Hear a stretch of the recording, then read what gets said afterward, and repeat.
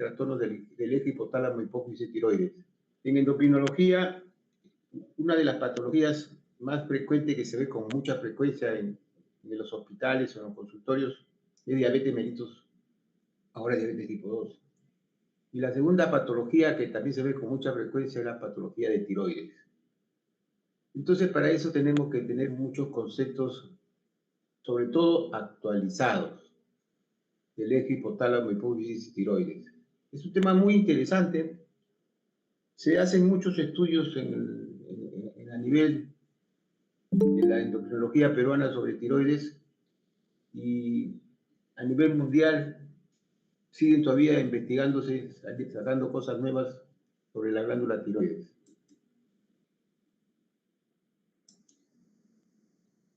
¿Qué es lo que yo pretendo en esta clase? Vamos a hablar algo más que todo sobre histología o anatomía de hipotálamo, hipófisis tiroides.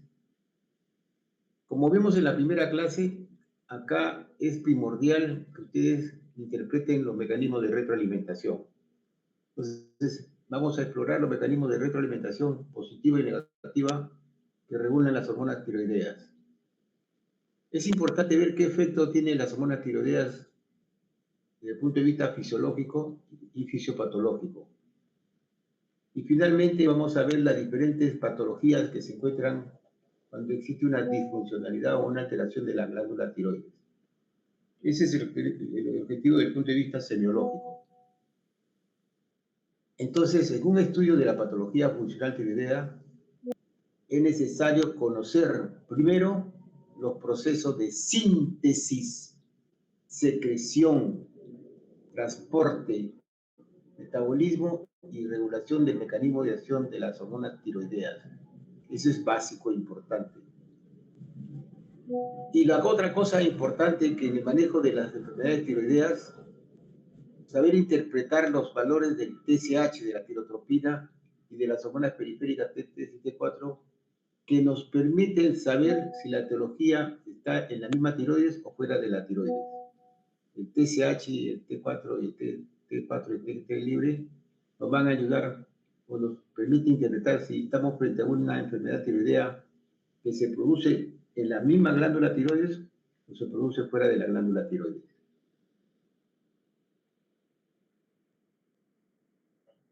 Eso ya está es un repeticuá, la glándula tiroides, y la que se encarga de producir la cantidad suficiente de hormona tiroidea para satisfacer las necesidades periféricas. Y acá hay un dato importante, no hay órgano o sistema que tenga receptores para la hormona tiroidea. Todos los tejidos del organismo, a nivel nuclear sobre todo, tienen receptores para la funcionabilidad o el efecto que puede producir la hormona tiroidea.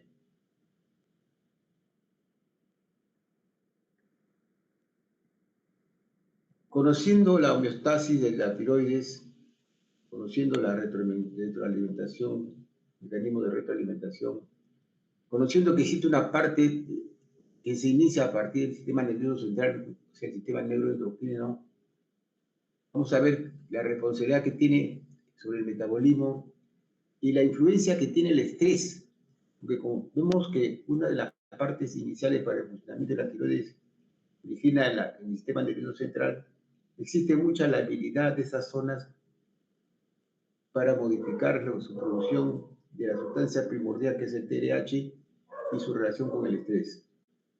Entonces vamos a tener que ver que dentro de la fisiología de la producción de la hormona tiroidea, tres estructuras tienen que ver fundamentalmente.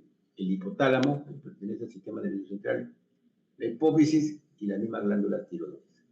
Eso es importante, de tal manera que si vemos que el hipotálamo detecta pequeñas cantidades de hormona tiroidea, no se produce el sistema de liberación o retroalimentación y se produce una liberación muy importante de TRH. Y si el TRH ya estimula la hipófisis y produce una cantidad importante de hormona tiroidea, esas hormonas tiroideas van a bloquear la producción de TRH mediante el mecanismo de retroalimentación o feedback. Esto quiero que quede bien claro porque es muy importante para cuando vamos a interpretar las entidades epidemiológicas tanto de difusión tiroidea, tanto de hipotiroidismo como de hipertiroidismo. Entonces, acordarse que la hormona tiroidea tiene un control hipotalámico, hipofisiario y periférico, y esto hace que existen tres ejes fundamentales que tienen este efecto hipotalámico, hipofisiario, glándula periférica. Uno es el eje hipotálamo hipofisiario adrenal, el otro es el eje hipotálamo hipofisiario gonadal, y el tercero el eje hipotálamo hipofisiario tiroideo. Son tres vías en los cuales sí podemos decir que existe una función neuroendocrina. Este concepto quiero que quede bien importante. Porque ustedes le van a preguntar cuáles son los ejes que tienen que ver, que tienen mucha relación, en la cual la función neuroendocrina está presente. Existen tres ejes: el eje hipotálamo hipofisiario adrenal, el eje hipotálamo hipofisiario gonadal, el eje hipotálamo hipofisiario tiroideo. Función neuroendocrina. Esto no tienen que olvidarse. Para concluir con los conceptos de introducción, la hipófisis segrega nuevamente, para que no se olviden, la tirotropina, que es el TSH, o también se llama hormona estimulante de la glándula tiroides, para que esta glándula tiroides secrete la tiroxina y en menor grado la triodotironina. Y acá viene un concepto muy importante que tienen que tenerlo presente. La mayor parte de T3 no se produce en la glándula tiroides. La mayor parte de T3 se produce a nivel periférico. Se produce a nivel del hígado, a nivel del tejido adiposo, a nivel de la glía y a nivel del músculo esquelético, porque ese T3 se origina a partir del T4 mediante un sistema de deyodación. Entonces quiere decir que en la glándula tiroides, cuando uno habla de formación de hormonas tiroideas, casi el 100% de T4 se sintetiza en la glándula tiroides. Solamente un 20% de T3 se sintetiza en la glándula tiroides. El otro 70% de T3 se sintetiza o se obtiene a nivel periférico por la deyodización de la T4 circulante. ¿Qué cosa es la deyodización? Es un mecanismo en el cual extrae un yodo a la T4 y lo convierte en T3, y esto está influenciado por muchas hormonas y señales nerviosas y el TSH, la vasopresina y catecolaminas. Pero el concepto más importante y el mensaje de esta diapositiva es decir que la glándula tiroides sintetiza T4 en mayor cantidad que T3 y que la T3 se sintetiza más a nivel periférico, un mecanismo de deyodación.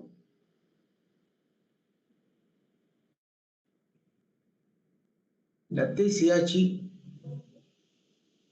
es la que se produce a partir de la glándula hipófisis.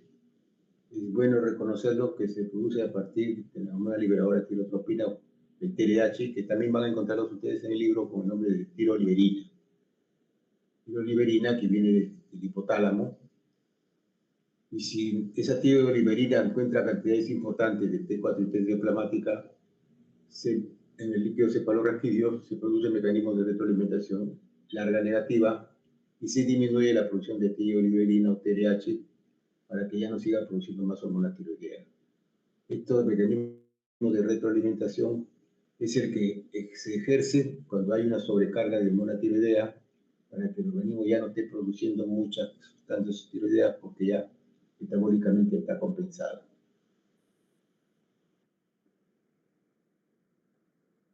Entonces, para entrar un poquito más a la parte ya fisiopatológica, fisiológica, y llegar a la parte de trastornos metabólicos de la glándula tiroides, esta conclusión de la primera parte es muy interesante. Las hormonas tiroideas son sintetizadas en la célula acinar y almacenadas en el coloide. Si ustedes ven una glándula tiroides, la glándula tiroides está compuesta por componente folicular. El componente folicular está compuesto en forma de unidades. Esas unidades están rodeadas de unas células foliculares, que es la célula acinar, y se produce dentro de esta célula acinar un espacio un espacio como especie de laguna, eso se llama coloide. Entonces decimos que las hormonas tiroideas son sintetizadas en la célula sinar y una vez que se sintetizan en la célula sinar, están almacenadas en el coloide. La T4, que es la tiroxina, está formada por dos sustancias precursoras que se llaman tirosinas. Dos diodotirosinas forman la T4 y la T3 está formada por una diiodotirosina y una monoiodotirosina. Esta capacidad de unión de dos diodotirosinas, una monoiodotirosina o dos diodotirosinas con otra diodotirosina, se llama reacción de acoplamiento. Entonces, primero tenemos la reacción de almacenarse en el coloide, pues tenemos la reacción de acoplamiento. Y un dato importante que para que se sintetice hormona tiroidea tiene el individuo que tener un consumo normal de yodo. El yoduro es la sustancia preliminar para sintetizar las hormonas tiroideas. El yoduro está en concentraciones mucho mayores a nivel de las células foliculares de la glándula tiroides que a nivel plasmático. Se habla de una relación de 30/1. Y estas sustancias, una vez que están a nivel periférico, son metabolizadas, sobre todo la T4 para convertirse a T3, tiene que estar influenciada por una enzima que es la deionidasa, la 5-deionidasa, y para que la T3 se convierta a T2, que es una sustancia inactiva, tiene que estar influenciada por la 3-deionidasa. O sea que el concepto claro es que las células o las glándulas, las hormonas tiroideas son sintetizadas en las células sinares y almacenadas en el coloide. Esas sustancias preliminares se unen para formar el T3 y T4 mediante una reacción de acoplamiento y que se necesita una cantidad muy importante de yodo para su síntesis y que una vez que están a nivel periférico para que la mayoría se convierte en T3, que es la sustancia biológicamente activa, tiene que estar influenciada por una enzima que es la diodinasa, 5-diodinasa, de tal manera que se convierte en la sustancia que es a nivel de los núcleos de los receptores para hacer su función fisiológica. Estas son las glándulas tiroides y estas son las hormonas, la tiroxina, que tiene 4 componentes, 4 elementos dentro de su estructura, el yodo y la triiodotironina, que tiene solamente 3 componentes, pero nuevamente haciendo énfasis en que la sustancia biológicamente activa es la T3. La T4 es una sustancia preliminar. Entonces, vean ustedes, la diferencia estriba en 4 elementos de ioduros dentro de la estructura química de la tiroxina y 3 elementos de yoduro dentro de la estructura química de la triiodotironina. Pero esta es la sustancia biológicamente activa. Entonces, las hormonas tiroideas necesitan de yodo para la síntesis. Pero aparte de eso, tiene que haber una proteína, la tiroglobulina. La tiroglobulina es una proteína que tiene dentro de sus aminoácidos principales la tirosina.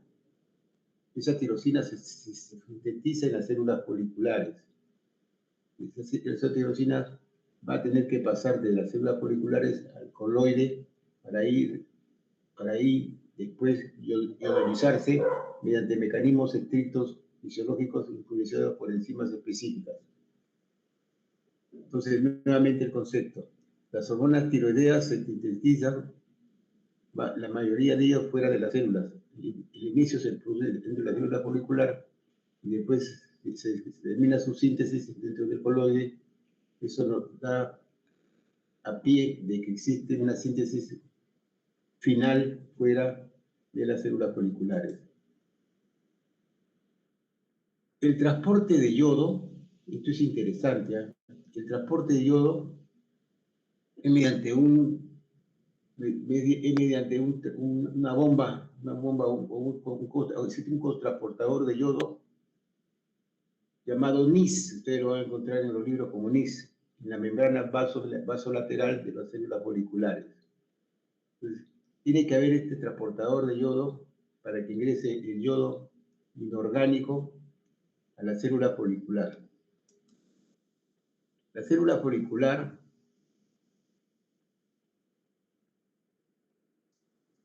La célula folicular va a difundir a través de la membrana por otra sustancia, otro transportador que se llama pendrina. Acá, en la parte vasocelular, aquí intervenía el NIS, la parte celular, la parte de la membrana apical, va a entrar el transportador de yodo cloro, se llama pendrina, y eso permite que se difunda de la célula folicular hasta la parte donde está el coloide, donde va a terminar de sintetizarse la hormona tiroidea. Pero este yodo inorgánico tiene que convertirse en yodo orgánico. Y este yodo orgánico se convierte por mecanización de una enzima que se llama enzima peroxidasa tiroidea, TPO. La enzima peroxidasa tiroidea hace que este yodo inorgánico se convierta en yodo orgánico, que es la forma de yodo que se va a unir a la cadena de la tiroglobulina, se ve aquí en la parte superior.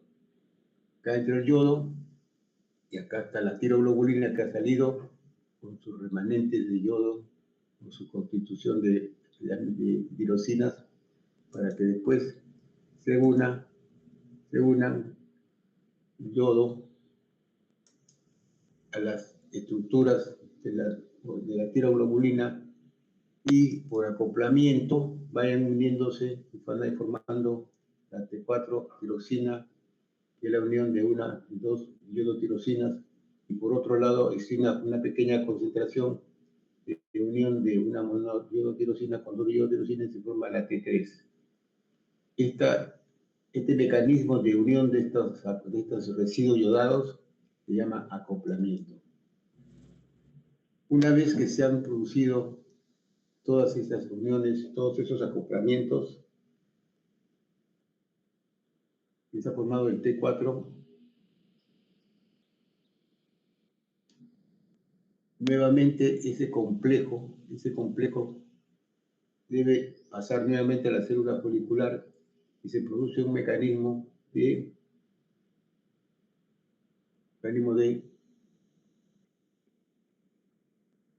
absorción o fagocitosis.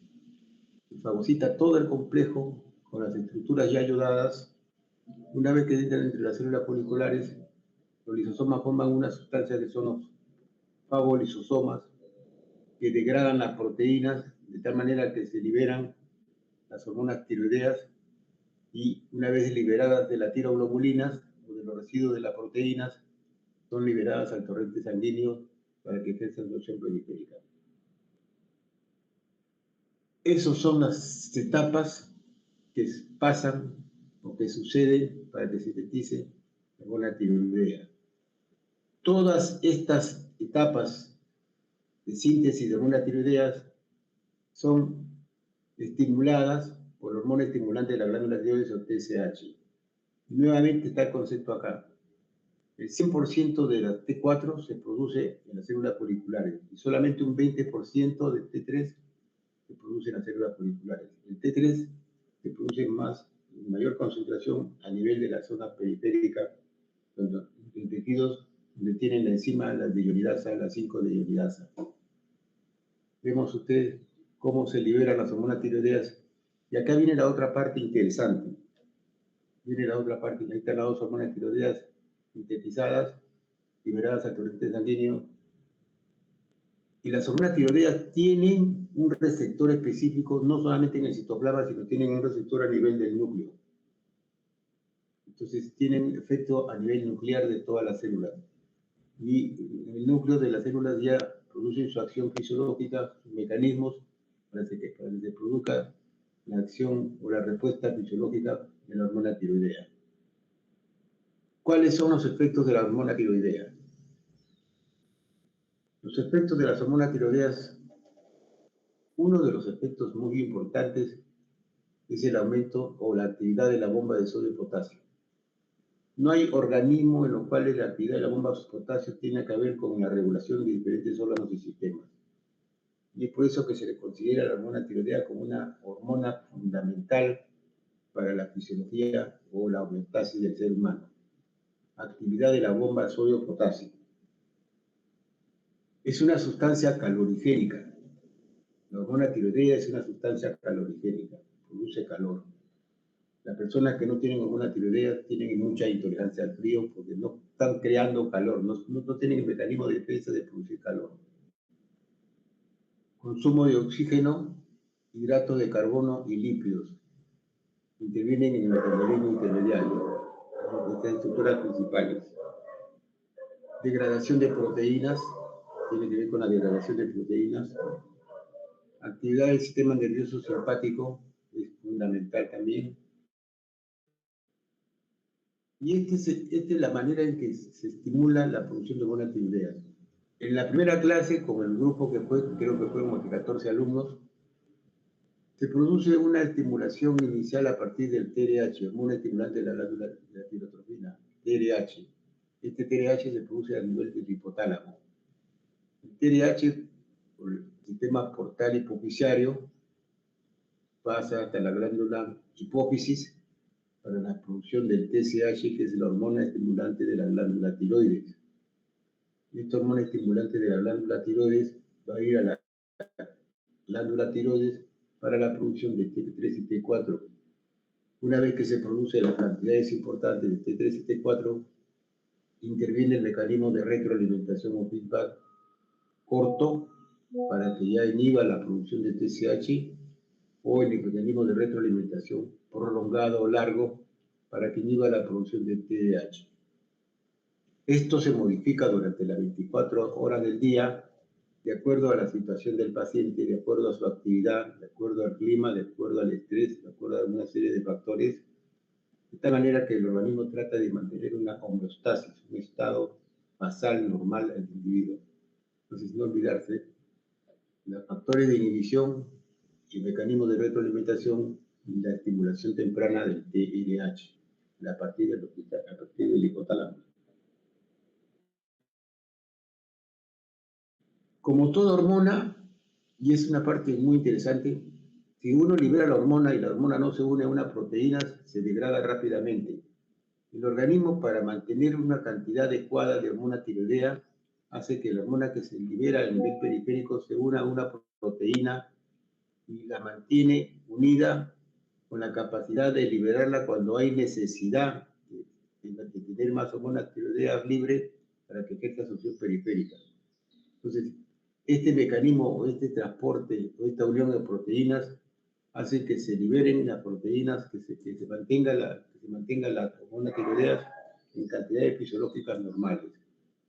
Hacemos un seguimiento, por ejemplo, en este momento, por ejemplo, el individuo necesita aumentar su capacidad calorigénica, entonces libera hormona tiroidea de las proteínas y aumenta la cantidad de proteínas libres a nivel periférico.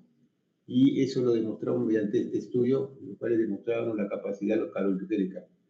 Se liberó hormona tiroidea en cantidades importantes, se eleva la capacidad calorigénica porque las hormonas tiroideas libres están ejerciendo su acción. Llega otro momento en que no se necesita hormona tiroidea, entonces las proteínas captan nuevamente las proteínas que están a nivel periférico para disminuir la producción de hormona tiroidea, y eso se nota clarísimamente acá en este estudio. Disminuyó la cantidad de hormona tiroidea periférica, disminuye la actividad calorigénica. Y así va pasando de acuerdo a la liberación periférica. Por ejemplo, en este caso ya hay casi no hay hormona tiroidea periférica, entonces acá representa que existe una actividad calorigénica bien disminuida. Entonces quiere decir que existen muchos factores, existe una relación muy estrecha entre la capacidad de unirse a las proteínas y la capacidad de liberarse de las proteínas de forma libre para ejercer su acción periférica, sobre todo la acción calorigénica. Uno de los mecanismos muy importantes que tiene que ver con la producción de hormonas tiroideas es el frío, y eso lo dijimos en la clase inaugural. El frío es un componente estimulante de la producción de TRH, hormona estimulante TRH, para que se produzca una estimulación permanente de la glándula hipófisis y se libere hormonas tiroideas y se convierta en T3 para dar energía a nivel periférico y producir calor. O sea, es una hormona tremendamente calorigénica. Sí, esos estudios, se han hecho muchos estudios en gente que vive en zonas de mucho frío, en Alaska, por ejemplo, que ve que estos individuos tienen estimulado con mucha frecuencia el TRH con la producción concomitante de hormona tiroidea y producen una tiroidea en cantidades importantes de acuerdo al clima que está ese paciente. Entonces, una de las sustancias que producen hormonas tiroideas es el clima, es el frío. Y acá en el Perú, cuando uno hace un traslado de Lima a Juliaca o a La Oroya, ve uno que existen ciertos cambios en la producción y la liberación de hormona tiroidea. Hay otro mecanismo en el cual el organismo también trata de evitar o ahorrar la hormona tiroidea que produce muchas calorías. En los mecanismos, en los pacientes con desnutrición, el organismo trata de producir la hormona tiroidea que tiene menos efecto calorigénico en su afán de ahorrar las proteínas o ahorrar las calorías. Entonces, cuando existe en situaciones de nutrición, el T4, la tiroxina, lejos de convertirse en T3, se dirige por el otro lado con su afán de ahorrar, trata de producir menos cantidad de T3 que la forma activa y empieza a producir la T3 inversa, que es la hormona tiroidea inactiva. Y esto es en su afán de ahorrar energía si el paciente está en estado de ayuno o está en estado de desnutrición. Eso es un mecanismo muy interesante. De tal manera que cuando se hacen las tesis de investigación en pacientes desnutridos y uno quiere investigar cómo está la función tiroidea, uno de los parámetros en este tipo de pacientes que están en época de nutrición es hacerle un estudio de T4, T3, T3 inversa, y vamos a ver que la T3 inversa va a estar elevadita en su afán de ahorrar energía porque el paciente está en estado de ayuno o está en estado de nutrición. Ese es un dato muy interesante. Muy bien, ¿alguna pregunta hasta ahí? ¿Se está escuchando bien, delegada? Está bien. No tiene nadie ninguna pregunta, ¿no?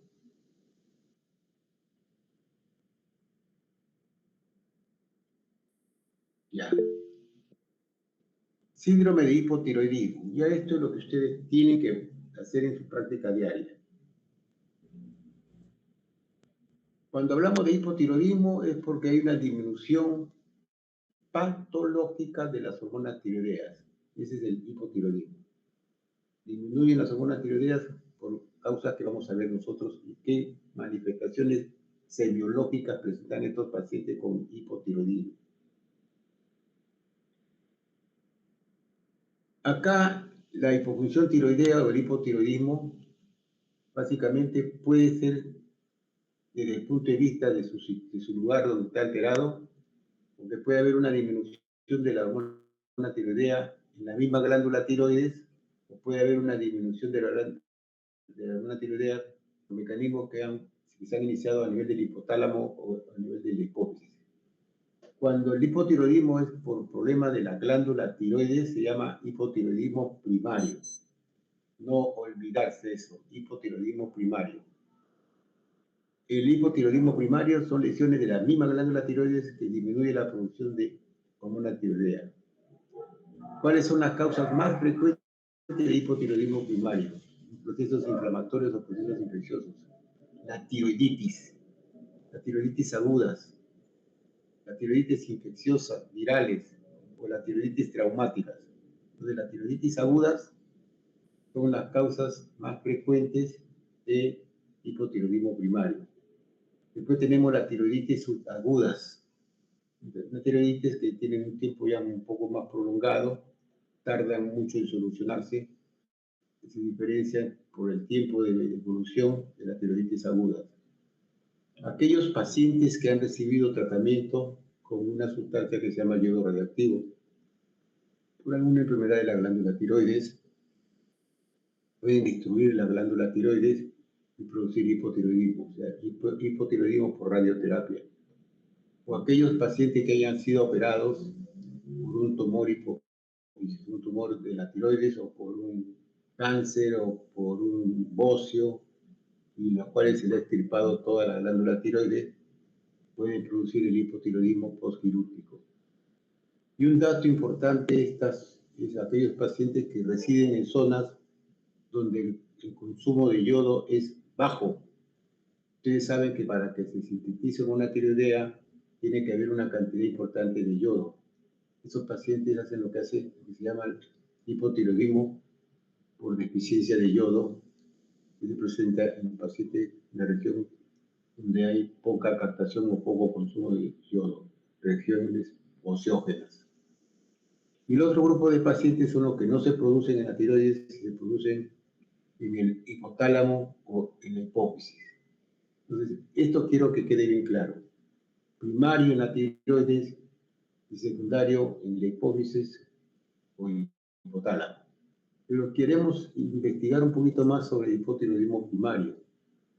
Aparte de lo que hemos conversado, existen algunas otras alteraciones muy peculiares que vale la pena acordarte siempre que pueden ser también causantes de hipotiroidismo primario o lesión de la glándula tiroides. Las enfermedades congénitas. Algunos niños nacen con alguna alteración en las enzimas que tienen que ver en la síntesis de la hormona tiroidea. Por ejemplo, hay pacientes que tienen déficits en el receptor anti-TSH. El receptor que se produce en la hipófisis no tiene efectos sobre la glándula tiroides y no puede producir la síntesis de la hormona tiroidea. Esas son las enfermedades congénitas. Se presenta generalmente en recién nacidos, niños con hipotiroidismo neonatal, en los cuales la enfermedad congénita, el del receptor al TSH está presente. Como cuando hay una alteración en la transcripción tiroidea, en alguno de los mecanismos de síntesis de la hormona tiroidea. Cuando hay una disgenesia tiroidea, o sea, una alteración en la morfología o el tamaño o la localización. Es lo que se llama la tiroides ectópica. Que no solamente se encuentra la tiroides en la región supraclavicular, infraclavicular, supraesternal, en la zona de origen, sino de repente encuentra la tiroides en la parte submaxilar izquierda. Esos son cuadros de tiroides ectópica o disgenesia tiroidea. Existe un síndrome que antes era muy frecuente, sobre todo en zonas de deficiencia de yodo, que es el síndrome de Pendrex, o síndrome de Pendrex. Estos pacientes son niños que nacían en zonas con deficiencia de yodo y como no había un desarrollo durante la gestación, en los primeros años de su vida, cuando estaban en época de neonatos, no ha habido una maduración del sistema nervioso central. Estos niñitos nacían con sordera, con bocio y con trastornos neurológicos bien serios porque tenían deficiencia de hormona tiroidea desde los primeros años de su vida. Es el famoso síndrome de Pendrex. Eso se veía con mucha frecuencia en zonas en las cuales existía una disminución muy baja en el consumo de yodo.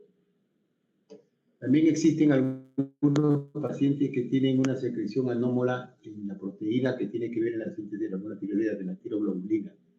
O sea, no se sintetiza la tiroglobulina, no está una de las estructuras que tiene que ver con la síntesis de la hormona tiroidea. O de repente es un paciente que tiene una síntesis y formación de hormona tiroidea, pero a la hora que va a hacer su efecto no existe efecto periférico de los diferentes tejidos a la hormona tiroidea que se sintetiza en ese individuo, se llama resistencia periférica a la hormona tiroidea, que es sumamente raro. Se han visto uno o dos casos a nivel mundial, pero sí existe esa posibilidad.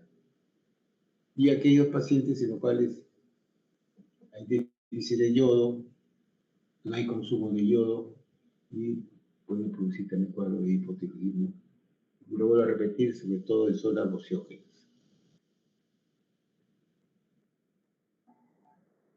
¿Qué es lo que van a encontrar ustedes en un paciente con hipotiroidismo?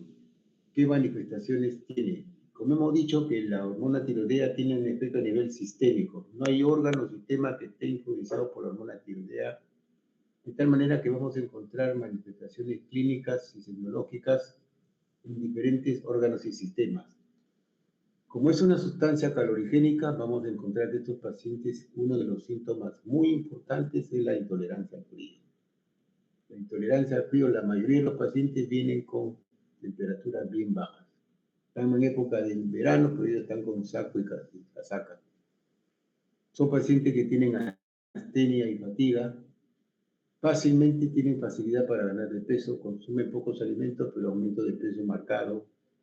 Existe una inflamación de los cartílagos de las cuerdas vocales y eso le da la apariencia de que estos pacientes tienen una voz ronca, una voz bifónica, porque existe infiltración de una sustancia que se llama misedema a nivel de las cuerdas vocales y eso le da la característica que estos pacientes tengan voz bifónica. Están soñolientos, tienen lentitud gástrica, tienen constipación, estreñimiento marcado, retienen líquido, retienen una sustancia que se llama el mixedema, y eso le da características de ser edematosos. Hay disminución de la libido, hay problemas de infertilidad y hay caída de cabello. Entonces vean ustedes cortejo sintomático clínico importante que tengan estos pacientes. Tú al examinar al paciente le dices que se abra la boca y saque la lengua, vas a encontrar una macroglosia importantísima. Aparato cardiovascular, vas a encontrar una bradicardia, frecuencia cardíaca menos de 60. Su piel de estos pacientes son piel seca y una fascia botagada que muchas veces simula pacientes con problemas urémicos, con problemas renal. El pelo es seco y quebradizo. Y en gastro van a encontrar algunos pacientes que son hospitalizados en gastro por cuadros de ascitis. Es una de las características importantes gastrointestinales de estos pacientes con hipotiroidismo, hacen cuadros de ascitis. La piel es amarillenta, y aquí el dato importante es porque normalmente nosotros tenemos concentraciones de caroteno que lo metabolizamos tranquilamente por una enzima.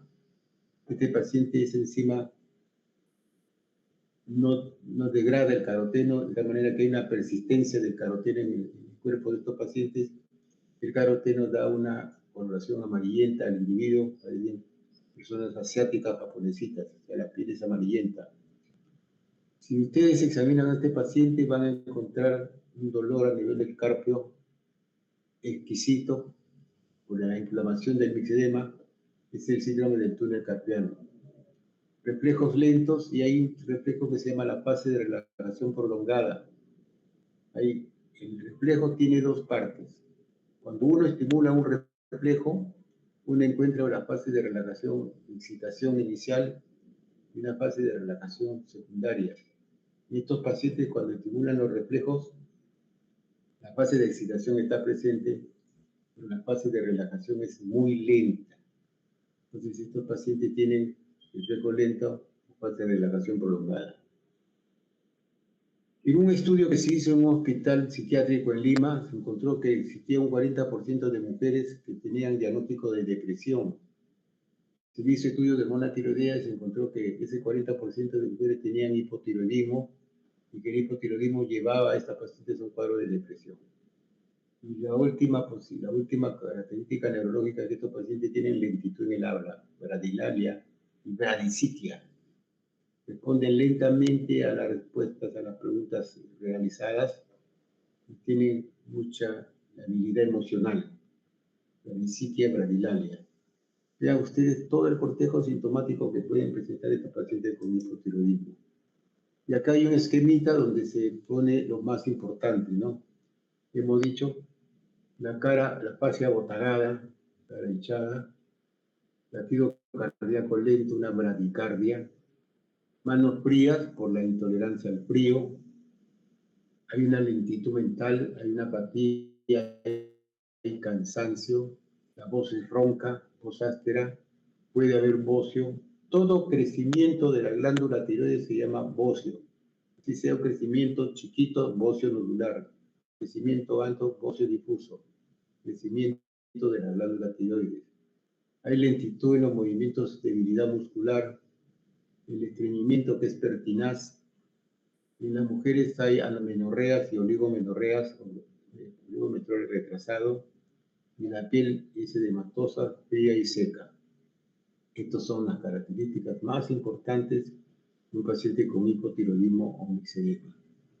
Uno ve un paciente con hipotiroidismo, ya no se olvida nunca del cuadro clínico, lo que repercute, o sea, son manifestaciones de diferentes órganos y sistemas por la ausencia de la hormona tiroidea.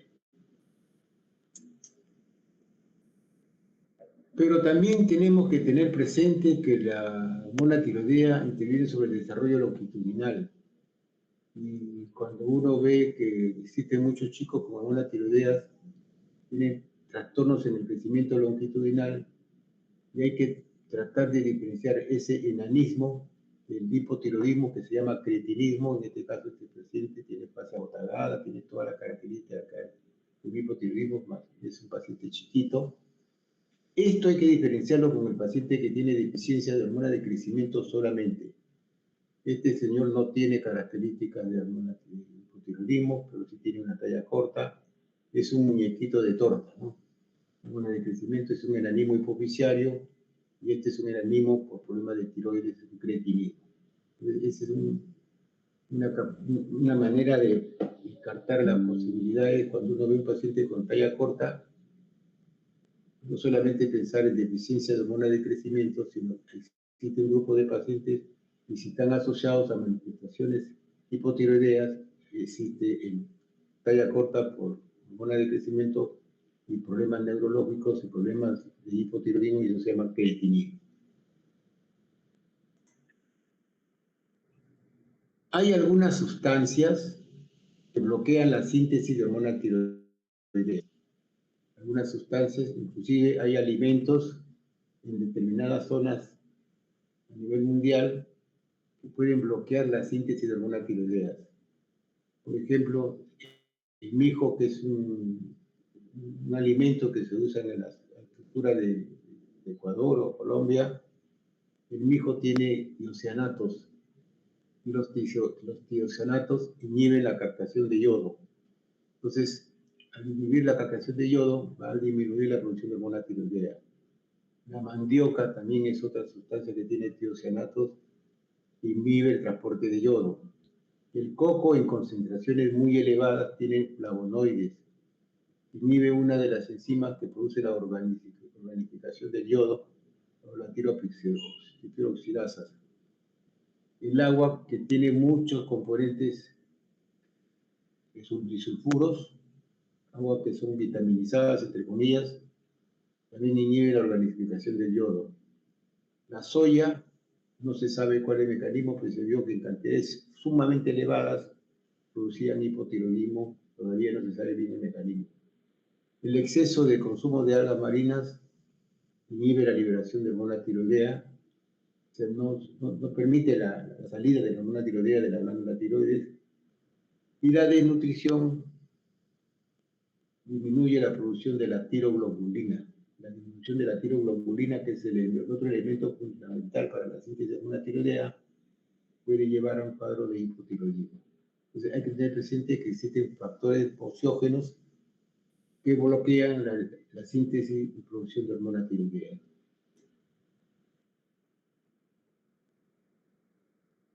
Para hablar más sobre la deficiencia de yodo, esto es lo normal. ¿Qué cosa puede pasar cuando estamos en una situación en la cual hay un consumo de yodo en cantidades muy importantes? Cuando hay un consumo de yodo en cantidades muy importantes, disminuye la producción de hormona tiroidea. Y el mecanismo de retroalimentación o feedback no se produce, se estimula, o sea, la glándula hipófisis y el hipotálamo, como no hay hormona tiroidea que bloquea el mecanismo de disminución o retroalimentación, comienza a producir mayor cantidad de TRH y TSH en su afán de compensar la producción de hormona tiroidea. Pero existe una elevación muy importante de TSH.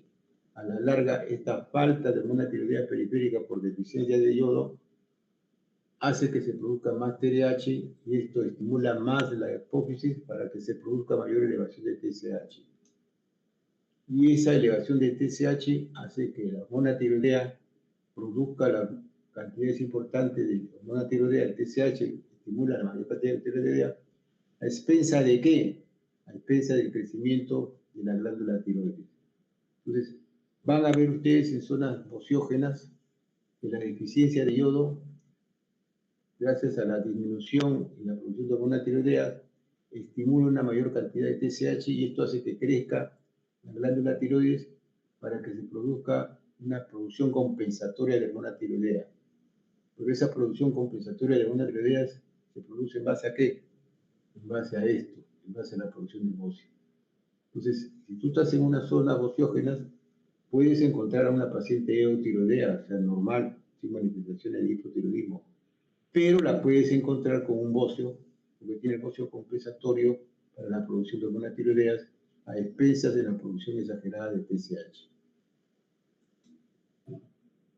Entonces, esto es lo que sucede cuando hay poca hormona tiroidea, se eleva el TSH y se produce el bocio para compensar la producción de hormona tiroidea.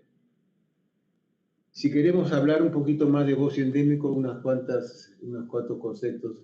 La cantidad necesaria de yodo que debe consumir el individuo diario para la síntesis de hormona tiroidea es mínimo de 100 microgramos por día. ¿Ya? 100 microgramos por día. Existen zonas donde hay deficiencia de yodo, en los cuales el agua o los nutrientes no tienen este elemento. Los alimentos ricos en yodo, y esto ya es conocido, generalmente tienen los pescados del agua de mar, mariscos y el pollo. Nosotros acá en nuestra costa peruana es difícil que tengamos problemas de bocio porque todos los alimentos que consumimos tienen yodo. Estamos frente a un mar grande donde consumimos una gran cantidad de pescado y una buena cantidad de yodo.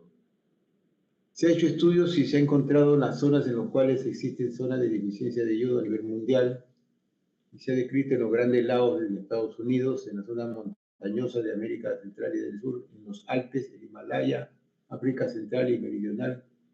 Y esto ya se está erradicando poco a poco, esa zona por deficiencia de yodo, pero son las zonas que más se estudió y más se encontró que tenían alimentos con baja cantidad de yodo y por ende zonas con deficiencia de yodo. Lo que pasa es que hay un incremento, como hemos visto, del TSH, hay una hiperestimulación de la tirotropina a partir del hipotálamo, por el bajo ingreso de yodo y la baja formación de hormona tiroidea. Entonces, si ustedes quieren hacer un estudio de campo, y de repente la promoción de aquí quiere hacer un estudio de campo, eso siempre le recomiendo a los chicos que vienen a semiología, pidan a la universidad que los envíe a zonas donde se supone todavía hay zonas con deficiencia de yodo, para ver si hay pacientes con bocio endémico. Y la manera de evaluar es agarrar un grupo de pacientes, generalmente en una escuela, a ver, y hacer estudios simples que no son estudios muy caros. Entonces, lo que se pide en estos pacientes para hacer este estudio de zona bociógena, hay que ver cómo está la excreción de yodo por orina. Y si hay una excreción baja por orina, se supone que la gente está consumiendo poca cantidad de yodo. Excreción urinaria de orina. Se le hace una captación de yodo con yodo radiactivo para ver qué tan funcionante está esa glándula tiroides y se pide valores elevados o valores de TSH que si están en zona bociógena van a estar elevados. Entonces, este es un estudio muy interesante, un estudio de campo, antes que no gane la universidad competitiva. Sería bueno que ustedes vayan a zona de altura y hagan un estudio para ver si todavía tenemos nosotros zonas con deficiencia de yodo. Haciendo un estudio de excreción de yodo urinario, haciendo una captación de yodo radiactivo y usando solamente TSH en el suero, van a tener ustedes un estudio preliminar o un estudio interesante para ver si estamos todavía con zonas por deficiencia de yodo. Así como hay hipotiroidismo franco que hemos descrito, hay lo que llamamos hipotiroidismo subclínico, que es, si esto no está nunca en el sílabo, pero siempre es bueno enseñarle al alumno que existen algunos pacientes que no tienen el hipotiroidismo definitivo marcado, sino que tienen un hipotiroidismo subclínico, donde no hay muchas manifestaciones clínicas, pero se puede hacer el diagnóstico con estudio de laboratorio. ¿Quiénes son los que tienen hipotiroidismo subclínico? Aquellos pacientes que tienen dentro de sus estructuras de laboratorio un T4 normal con un TSH aumentado. Pues con esas dos cosas yo creo que es suficiente. Un T4 normal con un TSH aumentado ya me hace el diagnóstico de hipotiroidismo subclínico. Y sí se puede hacer un TDH, TSH hiperrespondiente, pero este es un poco más laborioso. Entonces, un T4 normal y un TSH elevado se puede encontrar en algunos pacientes, más que todo es un diagnóstico de laboratorio, en los cuales se sospecha con algunos estigmas de hipotiroidismo. ¿Alguna pregunta sobre hipotiroidismo?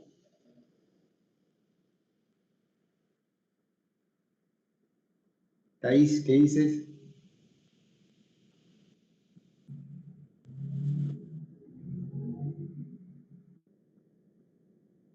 ¿Alguien puede contestar o están todos dormidos? Todo claro, doctor.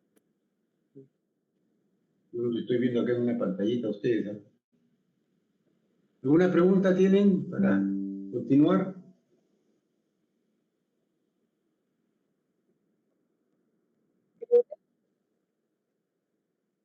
Hipertiroidismo, ¿ya? Vamos a hacer hipertiroidismo. Dígame, ¿las clases que tienen ustedes en la tarde van a ser virtuales o presenciales también? ¿Tienen clases en la tarde? ¿Presencial? ¿Virtual? Virtual, doctor. Ah, ya. Hipertiroidismo. Esto es interesantísimo. Vamos a ver qué hay de hipertiroidismo. Primero que cuando hablamos de hipertiroidismo es porque uno dice, bueno, la tiroides está funcionando de forma acelerada, ¿no? El hipertiroidismo definitivo es que se asocia con un aumento de la captación de la sustancia que sintetiza hormona tiroidea, que es el yodo, pero marcado con radioyodo por parte del tejido tiroideo, ¿no? Eso es lo que a uno se le viene a la cabeza siempre. Pero hay que saber diferenciar dos cosas, y esto es importantísimo, ¿ya? Esto solamente lo lleva el alumno de San Marcos, nada más. Una cosa es hipertiroidismo y otra cosa es tirotoxicosis. Hipertiroidismo es un trastorno caracterizado por hiperfunción de la glándula tiroides. O sea, hipertiroidismo, la tiroides me está funcionando en forma acelerada. Ese es hipertiroidismo. Y tirotoxicosis son las manifestaciones clínicas y bioquímicas por un exceso de hormona tiroidea a nivel de los tejidos, independiente de su etiología. Entonces, hay que diferenciar hipertiroidismo con tirotoxicosis. O con esto ya ustedes más o menos tienen una idea, por ejemplo, por poner un ejemplo, aquel estudiante de medicina que toma hormona tiroidea para estudiar y no quedarse dormido y hace manifestaciones de hipertiroidismo, ¿qué cosa es? ¿Hipertiroidismo o tirotoxicosis?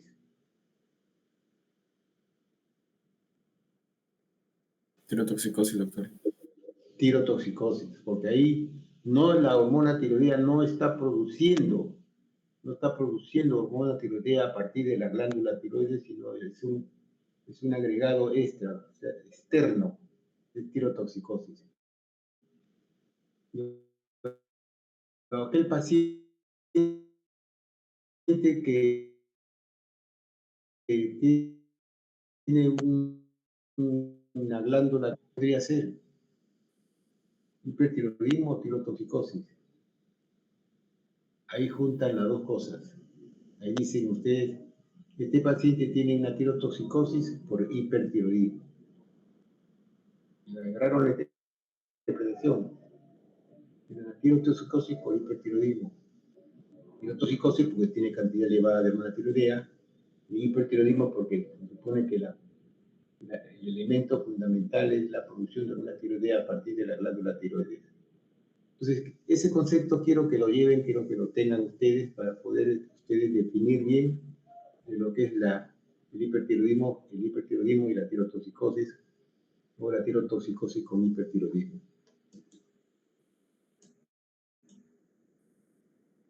La causa de tirotoxicosis con hipertiroidismo, donde la tiroides es la que está funcionando, está produciendo gran hormona tiroidea.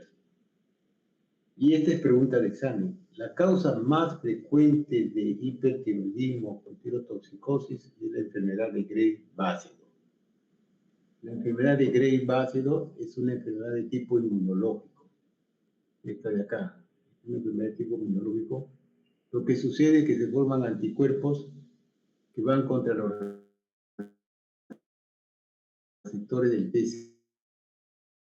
TSH y simulan enfermedad de tipo inmunológico y es la causa más frecuente de hipertiroidismo tirotoxicosis. Aparte de la enfermedad de Graves, tenemos el óseo nodular tóxico. Esta es una parte de la glándula tiroides que se ha independizado y se ha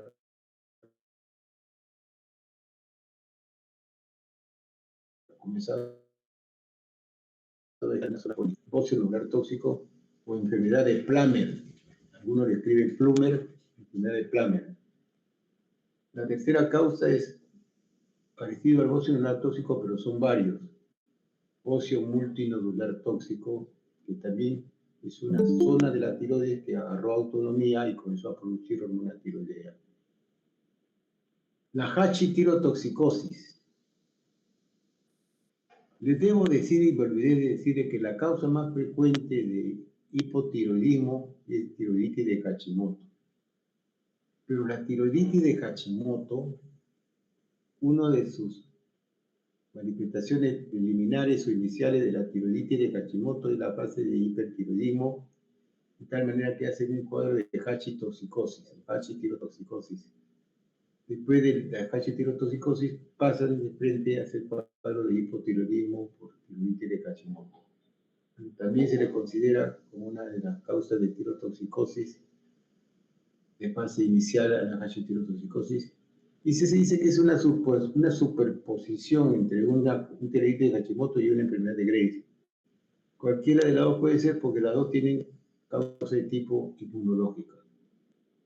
El yodo básico. Esta es una enfermedad que se presenta en aquellos pacientes que de repente consumen yodo en forma exagerada y tienen un nódulo autónomo dormido. Y al exagerar o darle mayor cantidad de carga de yodo,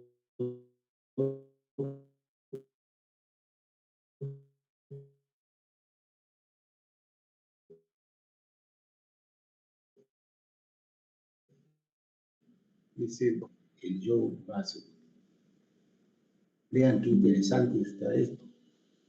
La hiperemesis gravídica. En la hiperemesis gravídica, y esta es una pregunta que le gusta mucho al doctor Godoy, durante la enfermedad, durante la gestación, la placenta forma una sustancia que es la gonadotropina coriónica. ¿De acuerdo? ¿Estamos de acuerdo? Esta gonadotropina coriónica, su receptor compite con el receptor del TSH. O sea que esta gonadotropina coriónica puede estimular los receptores del TSH y puede producir cuadros de hipertiroidismo similar al hipertiroidismo tradicional, pero en realidad se trata de una hiperemesis gravídica que está produciendo una gonadotropina, está produciendo episodios de hipertiroidismo por competencia al receptor del TSH para una producción interesante de hormona tiroidea. Pacientes con mole datiforme. La mole datiforme también es la productora de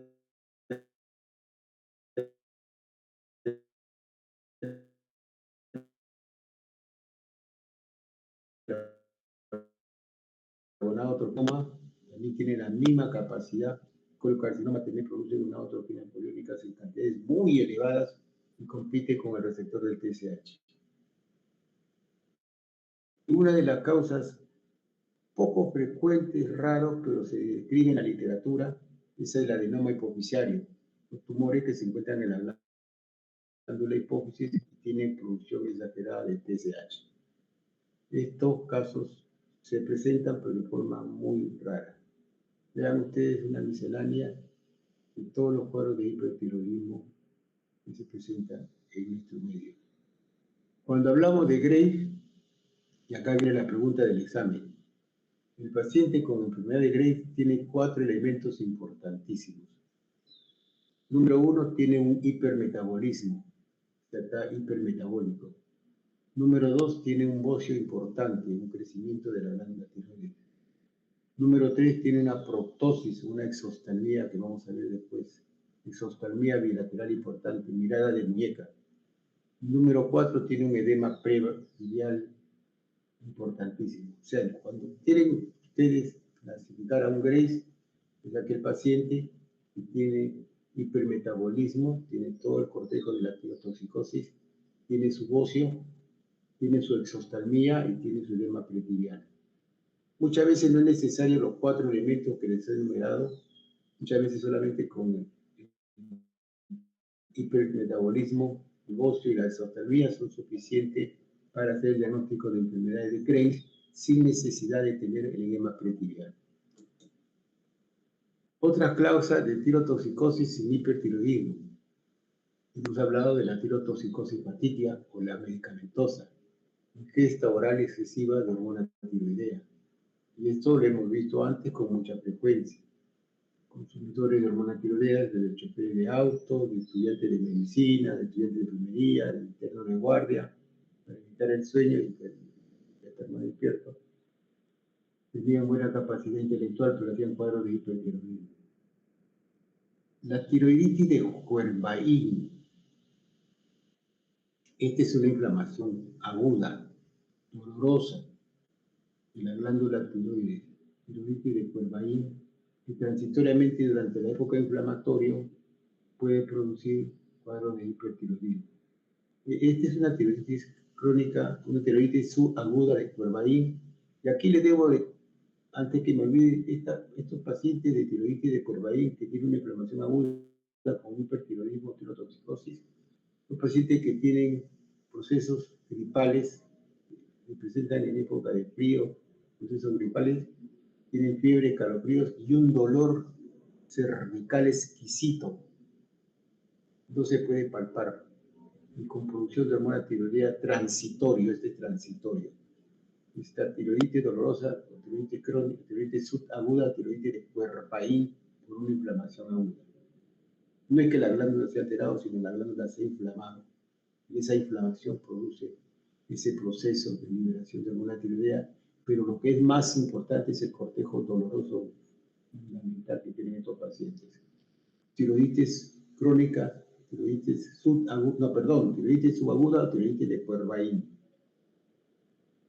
Algunos pacientes después del parto, algunos pacientes jóvenes todavía, sobre todo hacen episodios de hipertiroidismo, porque se despierta un sistema inmunológico en el posparto y durante el puerperio, y pueden hacer la tiroiditis posparto. Esto ténganlo presente porque es importante la cantidad de interconsultas que se hacen en el servicio de endocrino por estos cuadros de tiroiditis posparto que tienen un fondo de tipo autoinmune que se presentan durante el parto y durante el puerperio. El estrumo ovárico también es una sustancia que puede producir hormona ectópica con características de hipertiroidismo.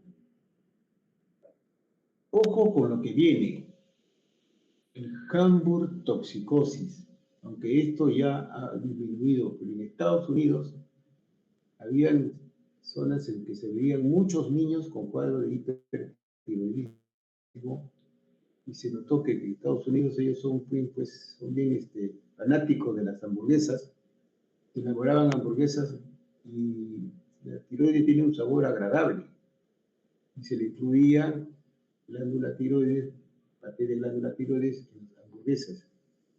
Y estos alimentos con tejidos tiroideos aumentaban la capacidad o la producción de hormona tiroidea. Y se veía que los niños que consumían estas hamburguesas producían el cuadro famoso de Hamburger toxicosis, alimento con tejido tiroideo. Eso es importante. Estamos agarrando las mismas costumbres americanas acá en el país y hay que tener en autos estas posibilidades. Aquellos que les va a gustar pediatría tengan esta posibilidad en niños hiperactivos para ver y descartar estas posibilidades. Tiroiditis post-yodo. Si yo tengo un paciente que tiene un nódulo y le han puesto yodo radiactivo, ese yodo radiactivo ha destruido tejido y al destruir tejido produce liberación de hormona tiroidea o someterlo a radioterapia. Entonces, post-tratamiento con yodo radioactivo puede despertar o inflamar y liberar hormona tiroidea y producir un cuadro de hipertiroidismo transitorio. La miodarona es un antihipertensivo. La miodarona se usa mucho en los cardiólogos en terapia antihipertensiva, terapia combinada. La miodarona tiene dentro de sus componentes sustancias que tienen yodo. Y esas sustancias que tienen yodo pueden estimular la producción de hormona tiroidea o pueden destruir tejido celular, tejido folicular y esa destrucción liberar hormona tiroidea. Entonces la miodarona puede producir descompensaciones, en este caso de hipertiroidismo, por la producción de yodo dentro de esa estructura. Ya no se usa mucho amiodarona a raíz de estos problemas. Son pocos los pacientes que usan amiodarona. Y los tumores metastásicos o cáncer de tiroides o el cáncer folicular con masa tumoral excesivamente grande, los cánceres también pueden producir hipertiroidismo con sus componentes muy peculiares. Vean ustedes algunas otras causas de hipertiroidismo. ¿Qué manifestaciones clínicas o semiológicas van a encontrar ustedes en los pacientes con hipertiroidismo? Todos van a venir con taquicardia. La mayoría de los pacientes, frecuencia cardíaca de 100, 120, 150, una taquicardia marcadísima. Temblor distal, temblor, astenia, tan activos todo el día y se cansan rápido. Intolerancia al calor, son muy calurosos, todo el mundo está con frío, pero ellos están con una camisetita, muy calurosos. Es aquel paciente que tiene un apetito voraz, tiene una hiperorexia marcadísima. Un apetito voraz. Polifagia, pero no engorda. Son los gorditos que comen, son las plaquitas que comen bastante y no engordan. El insomnio es otra característica fundamental. Hay una hipertensión arterial a predominio de la presión arterial diferencial, deterioro intelectual, deterioro sexual. En la tiroides se ve una dilatación de las arterias que irrigan la glándula tiroides y se encuentra un soplo específico en la glándula tiroides a nivel de la parte lateral. En la práctica, si tenemos la oportunidad, la vamos a ver. Y tienen lo que yo no le llamo diarrea, sino le llamo aumento del ritmo defecatorio. Van al baño a cada rato porque hay aumento del ritmo defecatorio. Son síntomas importantes del hipotiroidismo. Esto ya le hemos dicho, que el hipertiroidismo es la liberación excesiva de hormona tiroidea. La causa más frecuente del hipertiroidismo, para hacer énfasis, es la enfermedad de Gray-Basel. Eso que queda en la cabeza.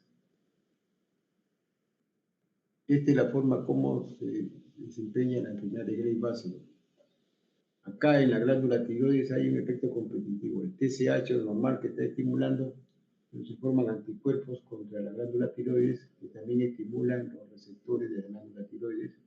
Es un fenómeno de tipo inmunológico y se incrementa mayor la producción de hormona tiroidea. Por la reacción o el estímulo de los anticuerpos contra la glándula tiroides. Entonces, esto hace que esta producción excesiva de glándula tiroides ya bloquee la TDH y el TSH y lo vuelve a la misma expresión, y esto solamente está siendo estimulado por los anticuerpos que hay que tratar. Y estos manifestaciones clínicas o efectos ya generales del hipertiroidismo. Nuevamente, para no olvidarnos, aumento del apetito y pérdida de peso. O sea, lo que le digo, comen mucho y se adelgazan. Intolerancia al calor, inquietud y nerviosismo, fatiga y debilidad muscular, las arritmias cardíacas y el exoftalmos o producción de los ojos. Es típico de estos pacientes con hipertiroidismo por Gray-Basel. Ahí está la paciente, mirada, espanto de terror. Muchos de estos pacientes cursan con una conjuntivitis crónica porque estos pacientes duermen con los ojos abiertos. Duermen con los ojos abiertos y se inflama toda la noche y al día siguiente amanece inflamado. Una conjuntivitis tan grande. Esta es la típica paciente con hipertiroidismo o la hipertensión de la glándula tiroides. La sospecha clínica es más semiológica. Con las características que hemos enumerado a ustedes, ya la sospecha clínica ya es importante. Y lo determina con dosaje de T3, T4 y TSH. Usamos anticuerpos antitiroideos. El T de TSH y TSH no se realiza, o ya basta con T3, T4, TSH y anticuerpos antitiroideos. Podemos pedir una ecografía o una gamografía para ver el desarrollo y funcionalidad de la glándula tiroides. Pero esto es un caso sumamente clínico, semiológico. La semiología es fundamental en estos pacientes. Muy bien. Unas cuantas palabras sobre los nódulos tiroideos que siempre es bueno hacerle hincapié. Muchas veces uno está examinando a un paciente, no tiene síntomas de nada. El interno, el estudiante de medicina exhaustivo, curioso, examina el cuello y encuentra un nódulo. Los nódulos son frecuentes durante un examen clínico cuidadoso. Ahora, los nódulos que son menos de 1 centímetro son difíciles de palpar, no se pueden descubrir. Entonces, hay que ser muy experimentado para ya precisar por semiología la presencia de un nódulo tiroideo. Pero hay que tener presente sobre todo el óxido nodular tóxico, que puede producir hipertiroidismo y se presenta en gente mayor, gente adulta. Lo interesante del óxido nodular tóxico en gente mayor es que se presenta en pacientes de sexo masculino, de edad, mayores de edad, sexo masculino, y que tiene mucha repercusión cardiovascular. Y se ha demostrado que estos pacientes, dentro de su laboratorio, el T3 es el que está más elevado. Y hay un estudio que hicimos, en el cual vimos que la mayoría de pacientes que tenían óxido nodular tóxico venían de la altura, venían de las sierras de zona oceógenas. Estos pacientes que venían de zona oceógena venían con una zona de la tiroides que estaba hiperfuncionando para compensar su tiroides, pero con la cantidad limitada de yodo que recibían en altura en su tierra de origen. Cuando vienen a Lima, ya no consumen la misma cantidad de yodo, sino aumentan su cantidad de yodo.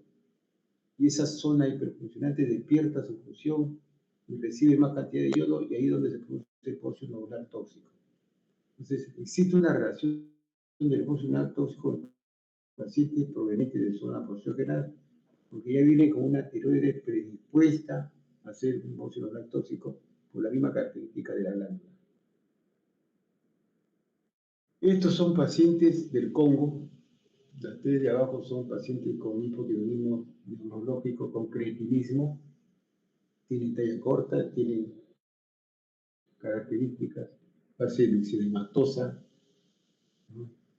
Y tienen enanismo, como este moreno que tiene la misma edad, pero no ha tenido problema de óxido endémico o deficiencia de hormona tiroidea. Vean ustedes la gran reproducción que puede producir la deficiencia de yodo en ciertas zonas, en ciertos países. Este es un caso de las alturas de la Sierra de Ecuador. Se ve que tiene un componente neurológico completamente serio, tiene una espasticidad para caminar, un retardo mental bien marcado, tiene que recibir apoyo para caminar. Es un caso específico de un retardo mental con componentes hipotiroideos.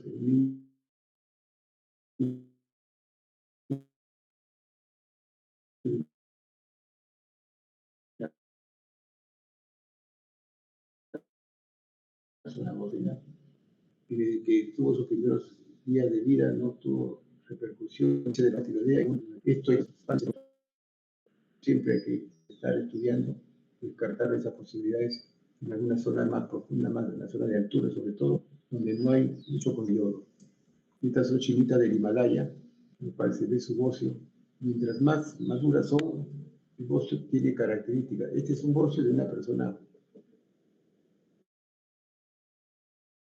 Esta es una persona más joven, se ve un bocio homogéneo, no hay edades. Conforme van pasando los años, se va alterando, va agarrando irregularidades. Ya cuando es más adulto, ya se tiene esta característica de calcificación, ¿no? Característica de calcificación. Es la evolución de los bocios de acuerdo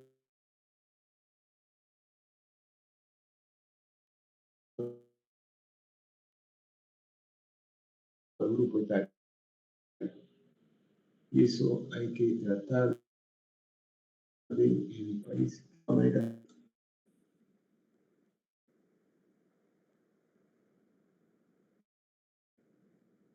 El laboratorio para el hipotiroidismo y para el hipertiroidismo, el PTDs, no es muy libre de tener la tiroidinemia. Es el armamento que utilizamos nosotros para cuando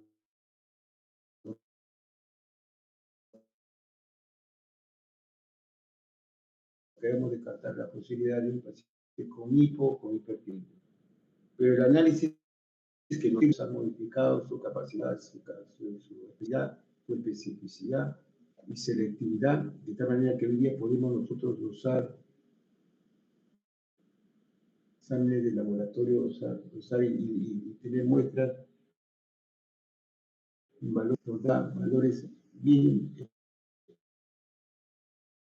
específicos para poder determinar la patología que tenemos frente a un paciente.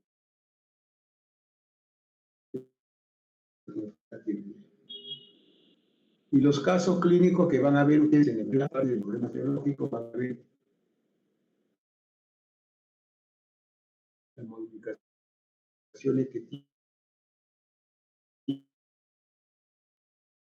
tiene el T4 y el TSH. Hay un T4 normal con TSH, un T4 alta con TSH, es un hipertiroidismo secundario. Un TSH normal con T4 baja, un hipertiroidismo subclínico. Un hipotiroidismo clínico. Un T4 con TSH normal, un hipertiroidismo subclínico.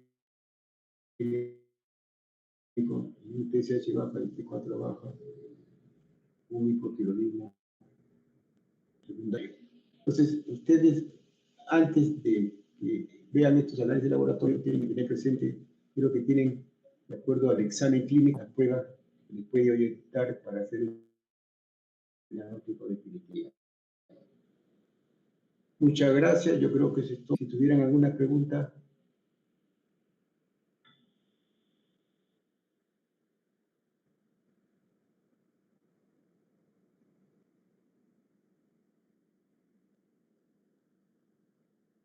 Aló.